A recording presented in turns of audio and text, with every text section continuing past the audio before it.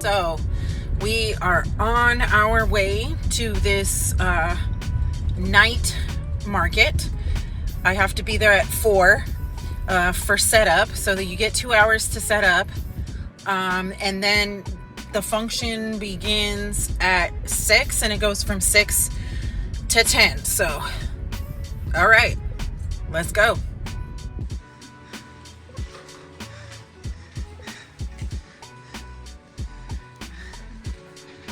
It's hot as hell.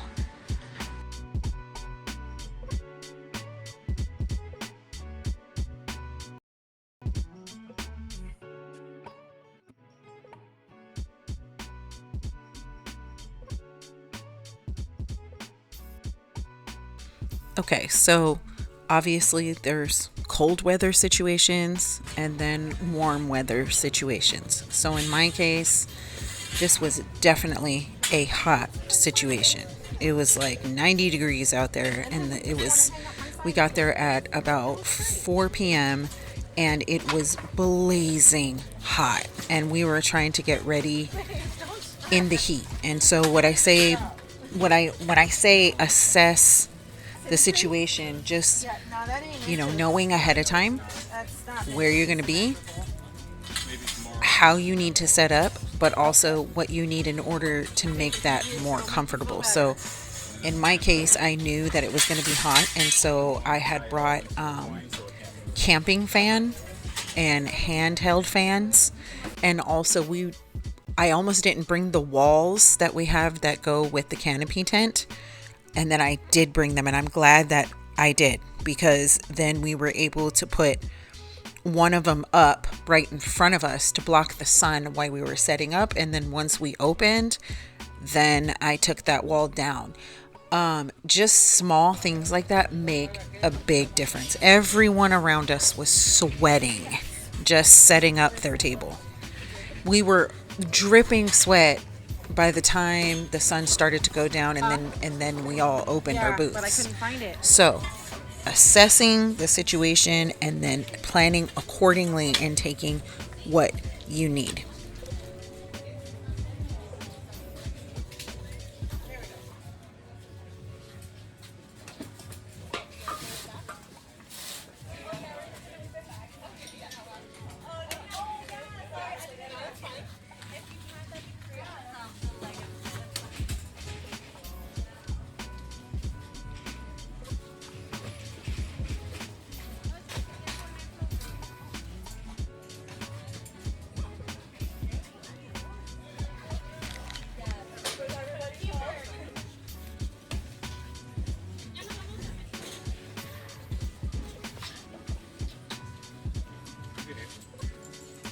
What, you can't get the clip on?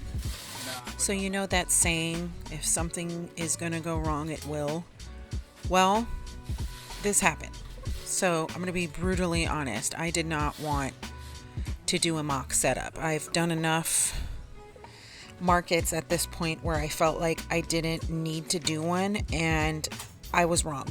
I did kind of a half one, but not a full one like I usually do, meaning I didn't hang up my prints and I didn't test out this new situation that I had where I had a separate table for my 5x7 prints, and I've never had that before, and I should have fully set it up and I didn't. And then what ended up happening was we got caught in really bad traffic. So it was a 4 o'clock call time for setup, and we didn't get there until almost 4:45, and the start time was 6 p.m. So with the heat and everything else that was going on, it did kind of, it got in our way, and it made things a little harder. And we kind of had to sit there and figure out the configuration, because I didn't do it ahead of time. So I really, really just encourage you. I probably will say this every tip video. One of those tips is going to be setting up beforehand, because it is absolutely necessary, especially in my case when I was making small but significant changes to my table setup and how I was displaying my prints.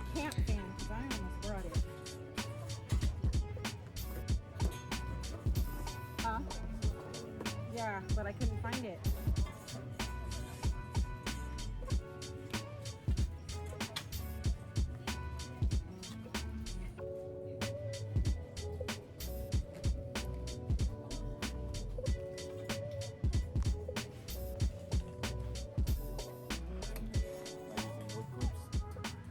these plastics are right here. We can share. Dump yourself some in the tray.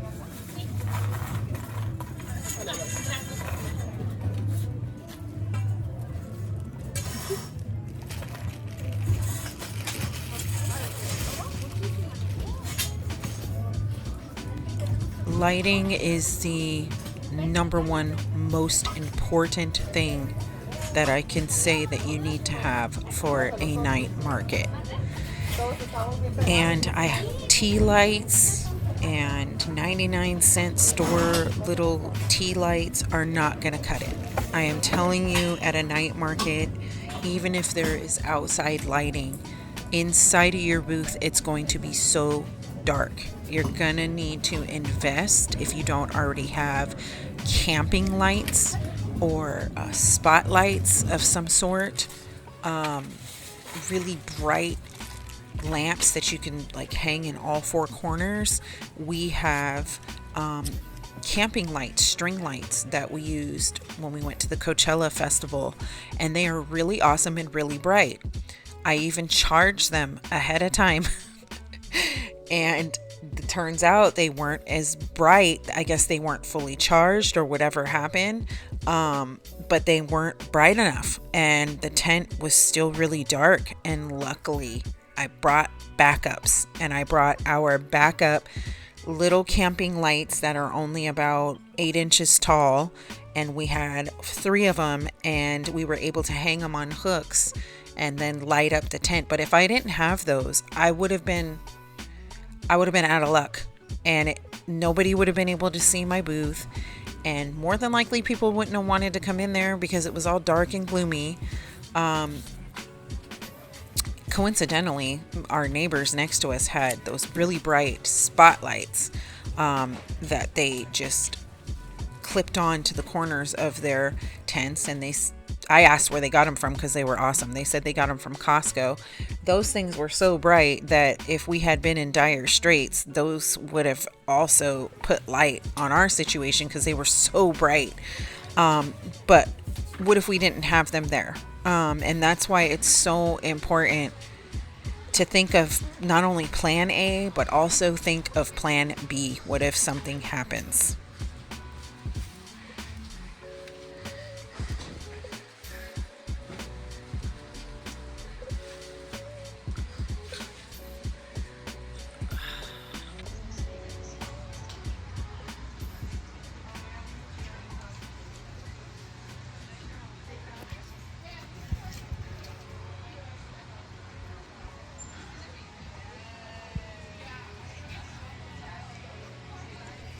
If you live in a hot place and you know there's going to be mosquitoes, pack yourself bug repellent, bug bracelets, even like citronella candles to keep around your booth to keep the mosquitoes out, which makes for a more friendly experience for everyone.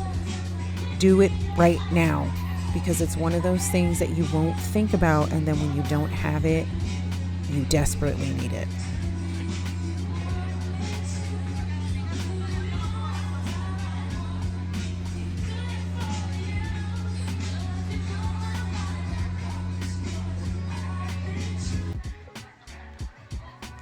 Don't make the mistake of thinking that you're going to be able to eat and drink something. Taking something with you is the best way to go.